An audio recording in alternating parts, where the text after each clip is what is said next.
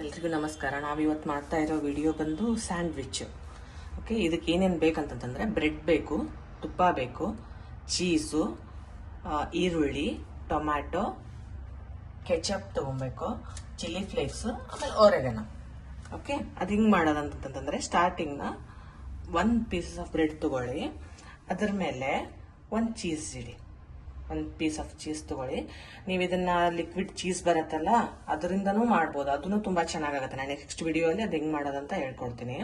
ಅದಿಟ್ಟು ಆಮೇಲೆ ಈರುಳ್ಳಿ ಇಡಿ. ಕ್ಯಾಪ್ಸಿಕಮ್ ಇದ್ರೆ ಕ್ಯಾಪ್ಸಿಕಮ್ನು ಯೂಸ್ ಮಾಡ್ಬೋದು, ಅದನ್ನು ತುಂಬಾ ಚೆನ್ನಾಗಿ ಟೇಸ್ಟ್ ಬರುತ್ತೆ.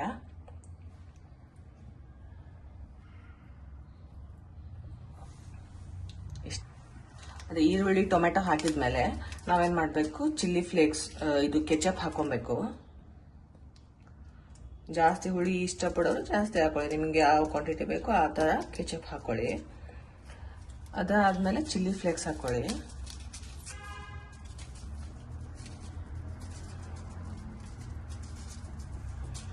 ಅದಾದ್ಮೇಲೆ ಒರೆಗನೋ.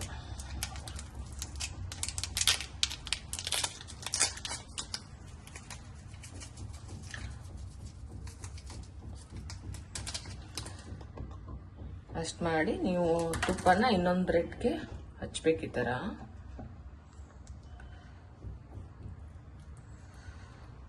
ಆಮೇಲೆ ಇದ್ರ ಮೇಲೆ ಈ ಥರ ಕ್ಲೋಸ್ ಮಾಡಬೇಕು. ಓಕೆನಾ? ನಿಮ್ಗೆ ಇನ್ನೂ ಬೇಕರಿ ಸ್ಟೈಲಲ್ಲಿ ಟೇಸ್ಟಿಯಾಗಿನೂ ಎಮಿಯಾಗಿ ಬೇಕಂತಂದ್ರೆ ನಾವು ಸ್ವಲ್ಪ ಸೇವ್ ಹಾಕೊಬೋದು ಮೇಲೆ. ಸೇವ್ ಅಂತಂದ್ರೆ ಇದು ನೋಡಿ, ಇದು ಹಾಕ್ಕೊಂಡು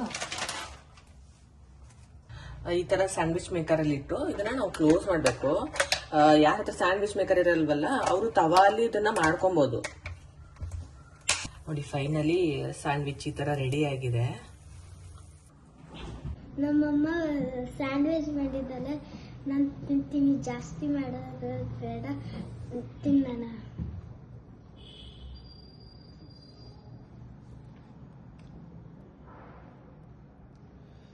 ಸಕ್ಕತ್ತಾಗಿದೆ.